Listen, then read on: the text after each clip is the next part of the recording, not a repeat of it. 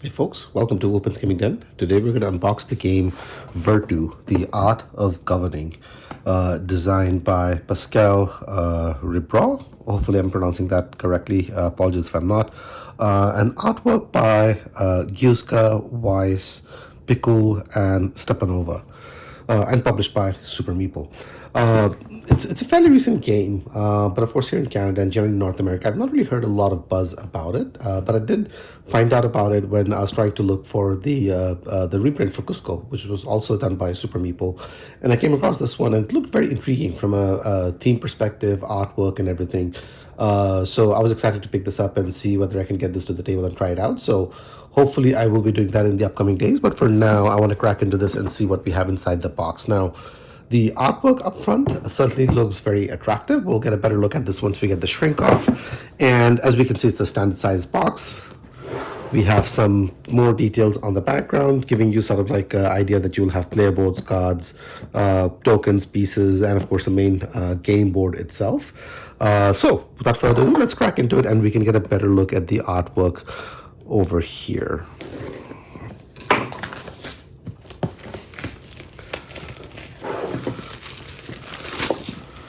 All right, so with that off to the side, we can now maybe have a better look at this. Now, it's definitely nice, clean, not heavy on the details, but I would say it's probably more of an artistic choice. It certainly looks appealing, at least to me. So I generally like it quite a bit.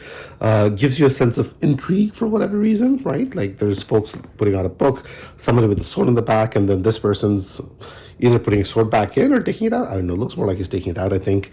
And then looks like she might be ready to sign something on the document. So it's pretty intriguing stuff. And then as we flip it to the back, we can see that it is for 2 to 5 players and expected to be played in 30 minutes per player. So if you're playing a 4-player, 5-player game, it can definitely run long. From what I understand, there are 2 separate rule books in here. There is a separate rule book for the 2-player game and then the other one for 3 to 5-player game. So we'll confirm that when we get into it. But as we can see, definitely a lot of components inside the box. It's a time of upheaval when the Middle Ages end and modernity is born. So, right. Let's crack into it and see what we have inside. First off, pretty standard inside of the lid. Now, we get the rule books. So, I think as we were expecting, we have a rule book for 3 to 5 players. That's this one. And then we have a separate rule book for 2 players. So, if nothing else, they've definitely given it enough thought, which is always a good sign. Now, it is not a small rule book, so I think there's a few things happening as far as the rules are concerned. It's not going to be light. Texture on the rule book is quite nice. Seems to have a bit of a matte finish.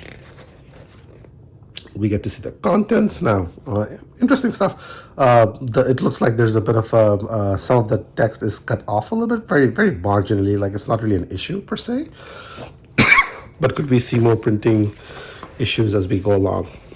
We get the setup. 2-player again refers you to look at the separate rulebook, I guess. 3, 4, 5. So it looks like it's definitely varies quite a bit based on the play count.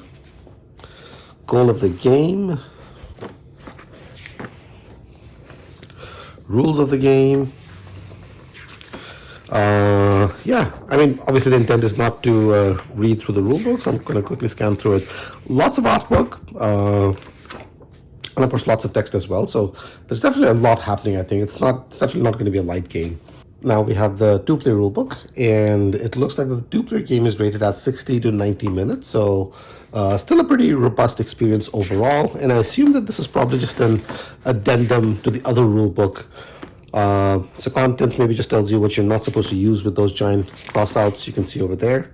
Overview, setup, French player, the yellow player, major cities, board set reminder rules. So it does feel like it's an addendum to the other rule book and just lets you know what you're supposed to do differently for a 2-player game.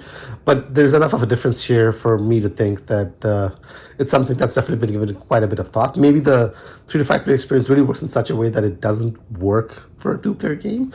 So they've done this. So it's going to be interesting to see how well those changes basically stack up. Now, I assume these are the player boards because I can see them in 4 different colors right here. That's that. Now this is cardboard stock. It is printed on both sides. I don't know if there's a difference to both of these, but I mean, it's cardboard stock, so don't expect this to be very robust. It's not. We'll move this off to the side. Now we get a bunch of punch boards, right? These are punching out quite easily enough. Thickness is, it's okay. It's nothing to write home about, but they seem solid enough, so it's not that bad. So you have these, I think these are the different regions that you can potentially be playing out at. We get more cardboard tiles. Again, these are similar shapes, so they're punching out equally well. I assume this is the currency, or maybe this is the currency. I don't know. There are 2 different kind of ones. Maybe one's point and the other one's money. We'll find out. But they're punching out well enough, so that's good. I'm not going to punch out these others because they're all pretty similar. Then we have this. I don't know if this is like a sideboard or a reference sheet, but you have that. And then something that's already punched itself out, which is the prestige board. Right, lots of wooden pieces. Let's maybe just quickly run through them and see what we have inside these. So these are standard wooden discs. I'm not going to go through each of them because once you've seen wooden discs in one game, you've pretty much seen them in all the others, right? So these are pretty standard and wooden, not plastic. You can tell from the feel. Same. But it looks like the bigger disc has artwork on it. Excuse me. Same for blue with the green marker, red with the white marker. That's interesting. I wonder if the colors for this are meant to be rearranged, but I mean, there's no yellow layer pieces, so I don't know where that would go. Then we have these. I don't know what these are, but we can have a quick look at one of these. Cathedrals or structures of some sort, right? Pretty standard wooden again. These are soldiers, maybe. I don't know. They're relatively, not pretty small, but they're relatively small in size. So I'm a little concerned about whether sort of like those bits and pieces might break off or not. We'll just see what the longevity looks like later on. But we have more of these. Like a mask sort of a thing. And discs. Whoa, okay, so we do have yellow pieces. So I don't know. I don't know why they get different colors. We'll figure it out. Bunch of bags. Something like a gel pack. We don't care about that. We get a score sheet. All right, so that should make scoring easier, hopefully, at the end of the game. We get cards.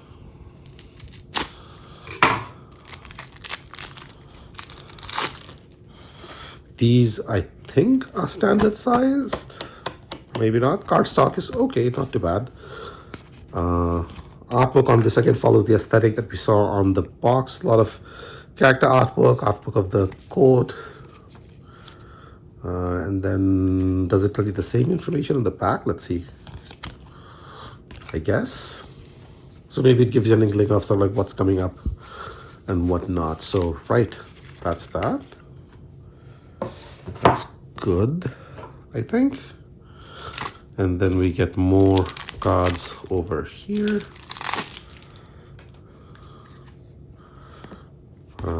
Similar concept, right? Keeps on going. Again, I'll just do like a quick zoom up, zoom in of some of the artwork on in here so that you can tell. Again, iconography seems clear enough. The artwork seems good. I mean, there's a bit of repetition with the artwork, as you can obviously tell. But that's okay. I think it's not too bad. Now these cards certainly look different and they have a different back as well. And the artwork here is certainly a lot more intriguing. Indulgence. And is that a angel? Right. Okay. These are all indulgence cards. And then we have Machiavelli, Leonardo da Vinci, the Prince, Sistine Chapel, Michelangelo, Bastion Fort. Definitely interesting. It definitely has my attention, right? From a theme perspective, from an artwork perspective. Now we get to see the reference sheets. So these are for the 3 to 5 player game, and then okay. So this side is for the 3 to 5 player game, as you can see. Lots of icons. Hopefully, it's not that complex once you get into it. And then this is the player aid for the 2 player side. So you get 5 player aids in here. They all have the 3 to 5 player side, and then it looks like they all have the 2 player side as well. So that's that.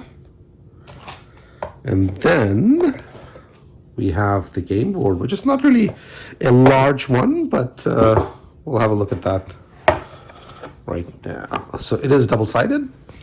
And let's see. It is definitely a map of Italy, from what we can tell. We'll have a quick look at the level of detail. It's all right. I like the aesthetics, though, and the form factor again. It's not a very large board, but hopefully this makes table presence more feasible for more people. And then on the other side, so this is based on the play count. So this is 3 to 4 players. This is 2 or 5 players. That is interesting, right? And as you can see, it's definitely a small size playboard, right? So that's that. And I think that's it. That's everything that comes in the box for Virtù. I'm pretty happy with the component quality, and again, I like the artwork. I like the aesthetics of the game more than anything else. It's a game that I picked up more on hunch than detailed research, but I'm hoping the hunch is going to pay off. It does seem to be rated pretty highly on BGG as of now, so hopefully that's going to translate into excellent gameplay experience for myself. And that's it. That's everything that comes in the box for Virtù. Hopefully you enjoyed the unboxing. If you did like it, please do subscribe to the channel. There are other unboxings, tutorials, and review videos on in there. And if you have any thoughts, comments, suggestions, feel free to leave them down below in the comment section. I'll get to them as soon as I can. In the meanwhile, thanks for watching, and I'll see you in the next one. Take care.